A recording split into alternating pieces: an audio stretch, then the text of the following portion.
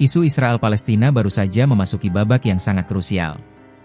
Dalam langkah yang mengejutkan dan bersejarah, beberapa negara barat terkemuka, yaitu Inggris, Kanada, dan Australia, telah secara resmi mengakui keberadaan negara Palestina. Keputusan ini diharapkan dapat menghidupkan kembali harapan perdamaian. Namun, di sisi lain, langkah ini justru memicu kemarahan besar dari para menteri sayap kanan Israel, yang kini mengancam akan melakukan tindakan balasan drastis. Apa saja ancaman mereka? Dan apa dampaknya bagi masa depan perdamaian di kawasan? Mari kita bahas. Pada Minggu, 21 September 2025, Perdana Menteri Inggris Keir Starmer membuat pengumuman yang mengguncang panggung diplomasi. Melalui unggahan di media sosial, ia menyatakan, hari ini, untuk menghidupkan kembali harapan perdamaian bagi Palestina dan Israel, serta solusi dua negara, Inggris secara resmi mengakui negara Palestina. Langkah serupa juga diikuti oleh dua sekutu dekatnya. Perdana Menteri Australia Anthony Albanese dan Menteri Luar Negeri Penny Wong secara bersamaan mengumumkan pengakuan resmi atas Palestina. Mereka menyebut pengakuan ini sebagai upaya internasional terkoordinasi untuk membangun momentum baru bagi solusi dua negara. Tak ketinggalan, Perdana Menteri Kanada Mark Carney juga mengumumkan secara resmi pengakuan Kanada, menawarkan kemitraan dalam membangun masa depan yang damai bagi kedua negara. Pengakuan dari tiga negara anggota persemakmuran ini adalah sebuah momen penting. Ini menunjukkan pergeseran sikap di antara negara-negara barat, yang secara tradisional sangat dekat dengan Israel. Langkah diplomatik ini memicu respons yang sangat keras dari para menteri sayap kanan dalam pemerintahan Israel. Menteri Keamanan Nasional Itamar Ben-Gvir menjadi yang paling vokal. Pengakuan oleh Inggris, Kanada, dan Australia atas negara Palestina membutuhkan tindakan balasan segera, kata Ben-Gvir.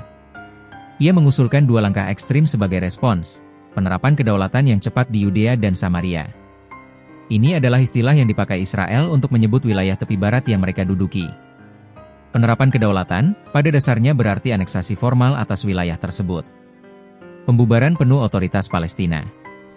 Ben-Gvir bahkan berencana untuk mengajukan proposal ini pada sidang kabinet mendatang. Menteri Keuangan Israel Bezalel Smotrich juga menyuarakan hal yang sama. Dalam unggahannya di X, ia mendesak Perdana Menteri Benyamin Netanyahu untuk mengambil tindakan dan menyatakan, masa-masa ketika Inggris dan negara-negara lain menentukan masa depan kita sudah berakhir. Ia menyebut pengakuan ini sebagai langkah anti-Israel dan mendesak Netanyahu untuk menghapus kebodohan negara Palestina dari agenda selamanya. Lalu, apa arti sebenarnya dari ancaman ini? Aneksasi tepi barat. Jika Israel menerapkan kedaulatan di tepi barat, itu akan menjadi pukulan telak bagi konsep solusi dua negara. Langkah ini secara permanen akan mengakhiri kemungkinan pembentukan negara Palestina yang berdaulat dan berdekatan, karena wilayah Palestina akan menjadi terkotak-kotak dan terputus-putus. Pembubaran Otoritas Palestina adalah badan pemerintahan yang bertanggung jawab atas sebagian besar urusan sipil di tepi barat. Jika dibubarkan, akan tercipta kekosongan kekuasaan yang bisa memicu kekacauan, kerusuhan, dan konflik yang lebih luas.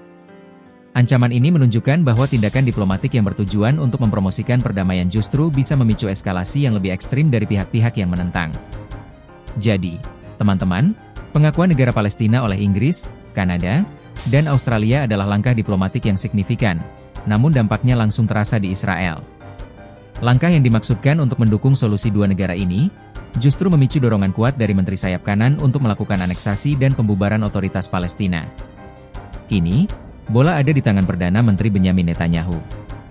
Akankah ia mengabulkan tuntutan menterinya, atau memilih jalan yang lebih moderat? Masa depan kawasan ini kini dipertaruhkan. Bagaimana menurut kalian? Apakah pengakuan ini langkah yang tepat, atau justru akan memperburuk situasi? Tulis pendapat kalian di kolom komentar di bawah.